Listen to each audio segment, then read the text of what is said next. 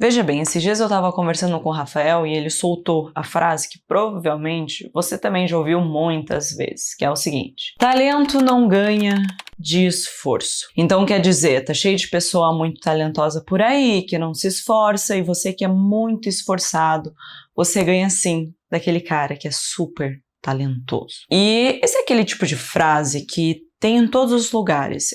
É uma frase muito motivacional. Eu mesma já falei ela várias vezes. É aquelas frases que têm muito impacto quando são faladas em cima de um palco.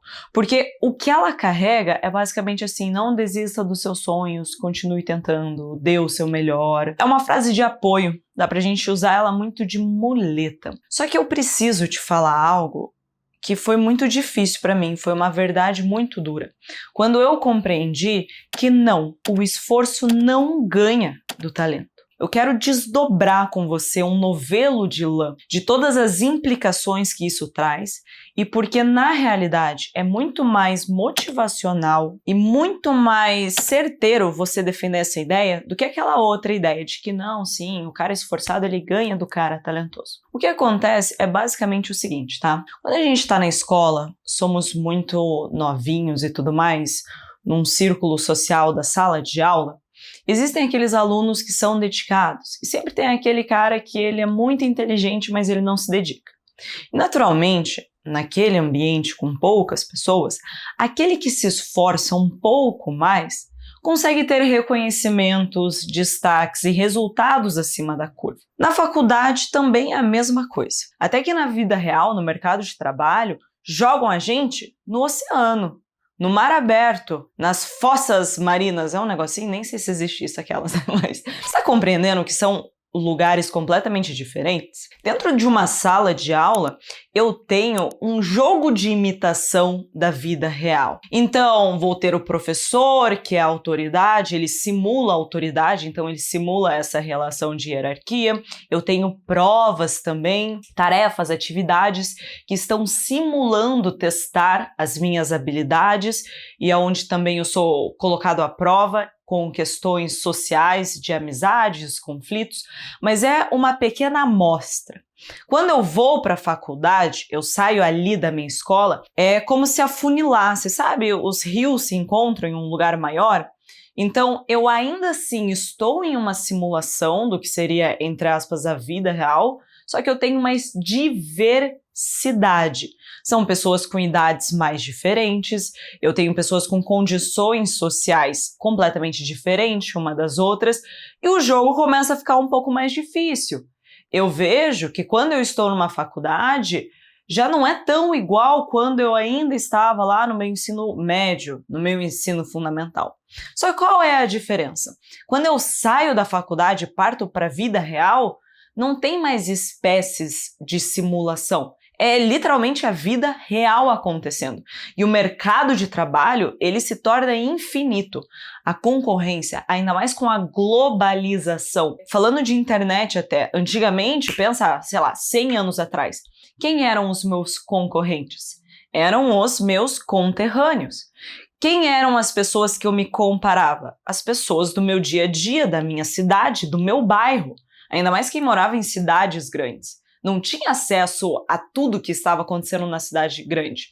Então, existia uma limitação, literalmente ali, espacial do negócio. Eu não conseguia saber o que estavam fazendo na outra cidade. Entretanto, o que aconteceu?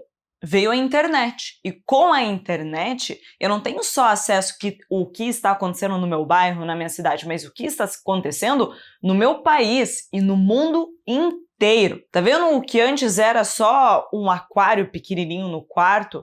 Aí se tornou um aquário um pouco menor, do dia para a noite virou o oceano aberto com todas as possibilidades que podem existir ao mesmo tempo te ameaçando? Voltando para a história do talento e do esforçado, tá? Quanto menor é o ambiente que você está inserido, como uma sala de aula, seja na faculdade ou na escola, eu tenho uma concorrência muito menor. E até essa concorrência menor, querendo ou não, ela está em uma realidade parecida com a minha. As pessoas que estão na minha faculdade presencial, elas basicamente frequentaram ali escolas similares, moram em bairros similares em algum nível, têm interesses similares. Não é à toa que vocês estão compartilhando a mesma escola. Existe um padrão que foi compartilhado. Mas quando eu saio para a vida real, o que acontece? Eu estou competindo com pessoas cuja realidade é completamente diferente da minha. Então aquele cara que veio daquele bairro super humilde, no mercado de trabalho ele vai estar sim competindo com um herdeiro que estudou em escolas maravilhosas a vida inteira, que frequentou faculdades de ponta fora do país. É muito fácil, em um ambiente pequeno, um grande esforço que eu faça me trazer vantagens. Se eu estou em uma sala de aula com 30 alunos e eu me esforço, estudo um pouquinho mais, é pouca concorrência, querendo ou não. Então esse meu esforço, de fato, ele vai fazer eu, sair ali da curva, né? Mas agora, quando eu vou para uma empresa grande, quando eu vou para esse jogo de criar conteúdo na internet, eu não estou mais colocando esse meu esforço e sendo uma das poucas pessoas que coloca esforço. Seja sincero, na tua faculdade, na sua sala de aula, todo mundo se dedicava horrores? Quantas eram as pessoas que de fato se esforçavam igual a você? 1, 2, sei lá, no máximo eram 3 os alunos destaques em sala de aula.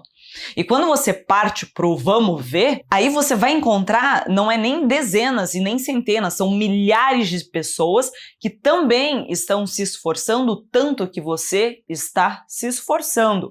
Ou seja, elas também estão dispostas a acordar mais cedo, elas também estão dispostas a estudar feriados, a trabalhar final de semana. Então agora não é mais um jogo de quem se esforça mais. A gente entra em outro nível. Então, o primeiro nível é qual? É desse esforço onde eu conto com o tempo investido naquela habilidade, a quantidade de horas que você passa trabalhando e estudando, porque quanto mais eu faço, mais eu aprendo, mais eu me desenvolvo. Ok, então é uma questão de quantidade. Só que agora, quando eu vou para uma concorrência que eles estão também dispostos, tanto quanto eu, a abrir mão do tempo para investir em execução e ganhar ali experiência, aí eu preciso subir de nível, que é o nível 2.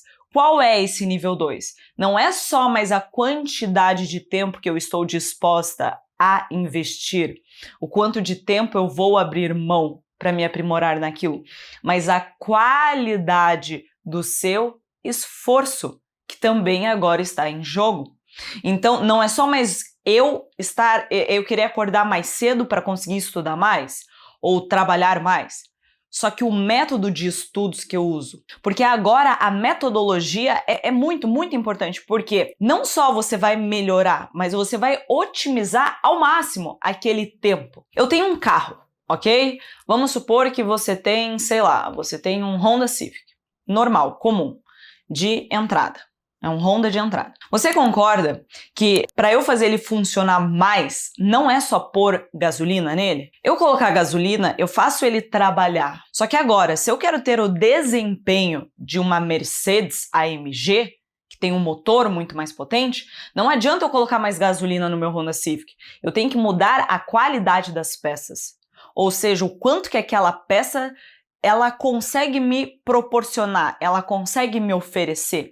Não é só mais fazer mais ou se esforçar mais. Eu tenho que aumentar a qualidade dos elementos envolvidos naquilo. As peças, como elas trabalham, a otimização, eu preciso aprimorar aquilo que já existe ali. E nós, seres humanos, qual é a nossa peça mais poderosa?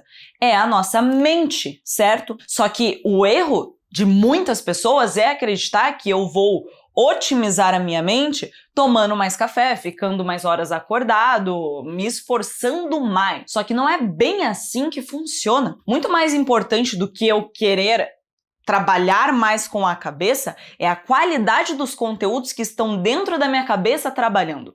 Porque cada decisão que você toma, cada sacada ou atitude que você tem, ela vem de onde? Da sua inteligência, da tua capacidade de analisar a circunstância, de analisar o problema e, a partir disso, tirar uma boa solução. E de onde vem essa boa solução? Do que eu tenho dentro da minha cabeça. Pensa que a cabeça é como se fosse uma máquina de fazer linguiça. O que eu coloco dentro da minha cabeça é o que sai dela, certo?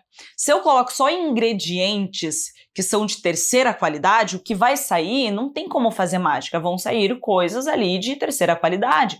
Mas agora, se eu começo a colocar ingredientes de alta qualidade na minha cabeça, mesmo que eu trabalhe mais, a qualidade do que sai é muito alta. Então, daí surge aquela grande questão. Tá, Luana, mas e o talentoso? E o talento? Cara, seja sincero, de verdade, tá? Quantas pessoas que são profundamente talentosas que você conhece? Sabe que a pessoa talentosa é a pessoa que ela nasce com tendências, com features, com características que vieram de fabricação, ou seja, do DNA dela, que facilitam as coisas.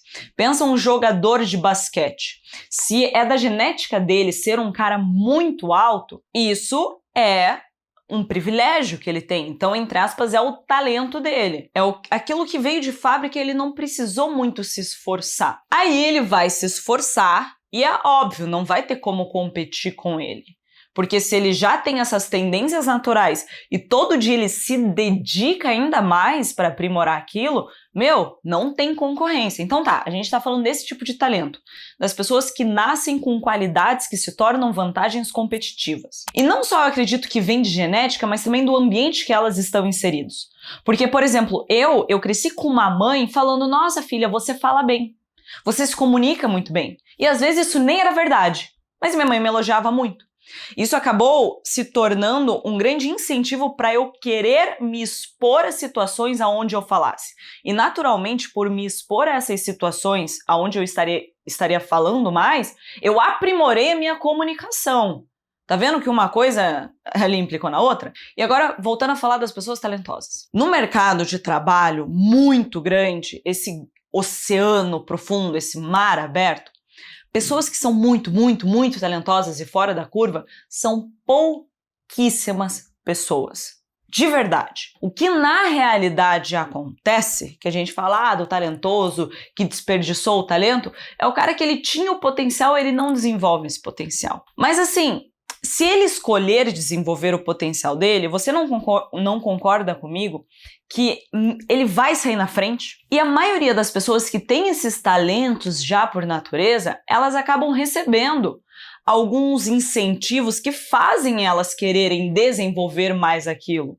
Cantoras de destaque, uma Beyoncé, uma Adele da vida, naturalmente, ela cantou, olharam e falaram, você é muito bom, e ela acaba seguindo por aquele caminho. Você que não tem alguns talentos, algumas habilidades de natureza, o que eu diria para você? Não precisa se agarrar a essa expectativa de que o talentoso vai ser, ele vai ser desperdiçado, ele não vai querer se esforçar. Não, eu acredito que você pode decidir melhorar ainda mais de uma forma intencional, através desse esforço direcionado, habilidades e competir com ele mesmo assim. Mas não porque você precisa tomar o lugar dele, mas porque você quer ser muito bom naquilo que você faz. Lembra que eu falei do Oceano Azul, onde você encontra muitos concorrentes?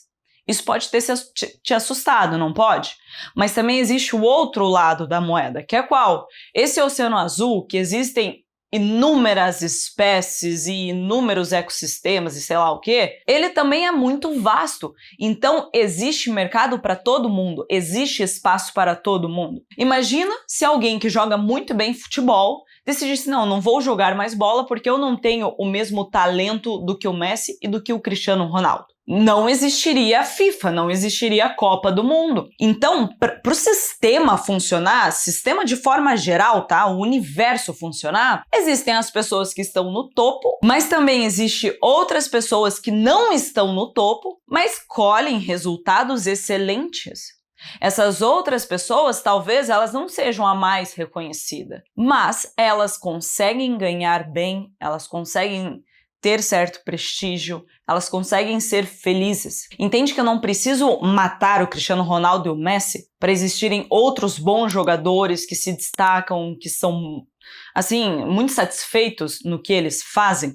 Então essa dose de realidade que eu recebi já na minha vida há um tempo atrás, me trouxe, na verdade, não só um peso de, ai meu Deus, o que vai ser de mim? Tem pessoas melhores do que eu, talentosas, e elas ainda são esforçadas. Isso não me trouxe um peso, isso me trouxe um alívio, porque no mundo real, de novo, não existe espaço para um ou para dois. Existe muito espaço para muita gente. E cada vez as coisas estão mais nichadas. O que significa? Significa, por exemplo, da Studies, né? A minha empresa de material escolar. Pessoas buscam por um tipo de papelaria mais sofisticada, mais bonita. Eu preciso ter medo de concorrer com a Atlibra? Não, porque são nichos diferentes. Tem um livro chamado 22 Leis Imutáveis do Marketing. Eu li uma frase que fez um boom na minha cabeça, onde ele defende bem assim, ó. Quando já existe um número 1 no seu nicho, no seu mercado, na indústria que você trabalha, o que você faz? Você cria uma categoria nova para você ser o número 1 dessa categoria nova. E foi o que eu fiz na Studies. E é o que eu faço aqui no meu canal no YouTube. Tem muitas pessoas que falam do assunto que eu falo, mas do jeito que eu falo, não tem, só tem eu. Você tá compreendendo então que eu falar bem assim, o esforçado ganha do talentoso, eu tô mascarando a realidade do que acontece no dia a dia? Não. O esforçado ele não ganha do talentoso. Ele perde de longe. Mas tá tudo bem. Essa é a bola que eu levanto. Está tudo bem. Eu não preciso querer ganhar daquele talentoso que resolveu se esforçar e ele bomba, explode e tem muitos holofotes para ele. Eu consigo fazer o meu trabalho, ser reconhecido e é isso, a vida segue. Não preciso querer ser o alecrim dourado único existente. Eu consigo fazer esse bom trabalho de um jeito ali da média que persistiu. Eu defendo isso. Eu, Luana, eu sou a média que persistiu em absolutamente tudo que eu faço. Eu tava vendo todos os vídeos que eu já gravei pro meu canal e todos os vídeos que eu tenho no meu HD, todos os stories, os reels que eu já fiz, e até brinquei com o Rafael, seria uma sacanagem hoje em dia eu não estar gravando conteúdo da forma que eu gravo. Eu não estar me comunicando da forma que eu me comunico, que as pessoas elogiam, sabe? O tanto que eu treinei. E se você for ver esses meus vídeos antigos, você vai ver que não tinha nada fora da curva.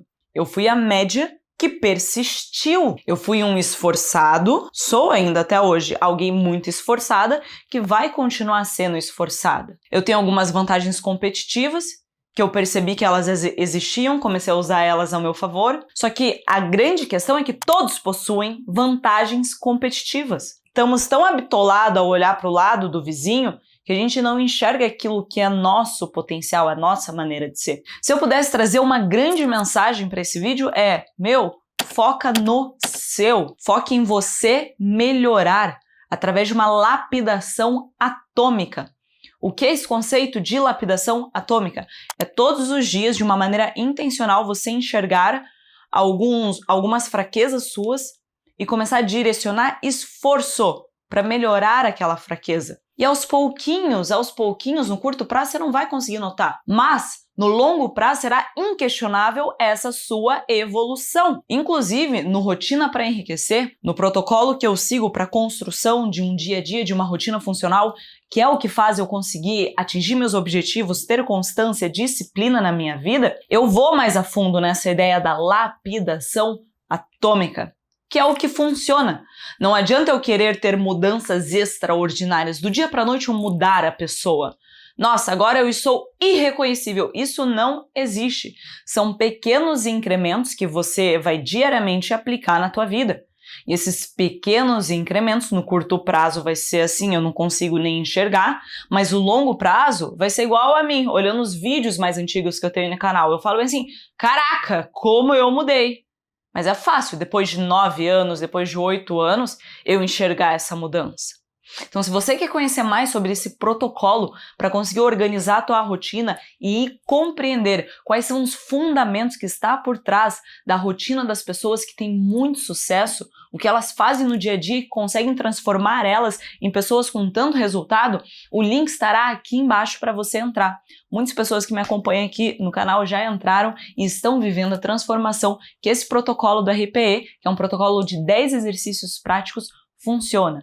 E você vai ter ele no seu celular, dá para baixar as aulas, assistir as aulas offline, é sensacional. Eu espero que você tenha compreendido a mensagem que eu quis passar aqui no vídeo de hoje. Tá tudo bem se existe um talentoso esforçado. Eu não preciso que o meu esforço ganhe do talento dele.